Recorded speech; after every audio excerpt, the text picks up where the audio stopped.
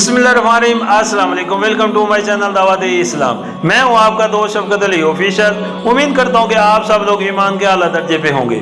सूरह अल-अनफाल के याद नंबर 44 का तर्जमा और याद करो, जबकि मुकाबले के वक्त खुदा ने तुम लोगों की निगाहों में दुश्मनों को थोड़ा दिखाया और उनकी निगाह में तुम्हें कम करके पेश किया, ताकि जो बात होनी थी उसे अल्लाह ज़हूर में ले आए और आखिरकार सारे मामलात अल्लाह ही की तरफ रजू करते हैं। सूरह अल-अनफाल के याद नंबर 45 का तर्जमा, ऐ ईमान लाने वालों, जब किसी गिरोह से तुम्हारा मुकाबला हो तो साबित कदम रहो और अल्लाह को कसरत से याद करो, तवक्को है कि तुम्हें कामयाबी नसीब होगी। सूरह अल-अनफाल के याद नंबर 46 का तर्जमा, और अल्लाह और उसके रसूल की इताअत करो और आपस में झगड़ो नहीं, वरना तुम्हारे अंदर कमजोरी पैदा हो जाएगी और तुम्हारी हवा उखड़ जाएगी। सबर से काम लो, यकीनन अल्लाह सबर करने वालों के साथ है। सूरह अल-अनफाल हाशिया नंबर 37, यानी अपने जज्बात और ख्वाहिशात को काबू में रखो, जल्दबाजी, घबराहट, हरास, तमा और नामुनासिब जोश से बचो।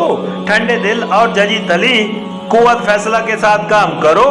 जितने भी खतरात और मुश्किलात सामने हों, तुम्हारे कदमों में बेरारावी ना आए, इस्तेआल अंगेजी मौके पेश आए तो गैज़ो गजब का हिजान तुमसे कोई बेमहल्ला हरकत सरजद ना कराने पाए। मसाइब का हमला हो और हालात बिगड़ते नजर आ रहे हों तो अज़रा में तुम्हारे हवास प्रोपेगेंडा ना हो जाएं। असूल मकसद के शौक से बेकरार होकर या किसी नीम पुख्ता तदबीर को सरसरी नजर में कारगर देखकर तुम्हारे इरादे शताबकारी से मगलूब न हो, और अगर कभी दुनियावी फायदा, मुनाफा और लज़्ज़त नफ्स की तरगीबात तुम्हें अपनी तरफ लुभा रही हो तो उनके मुकाबले में भी तुम्हारा नफ्स उस दर्जा कमजोर न हो कि बेख्तियार उनकी तरफ खींचे जाओ।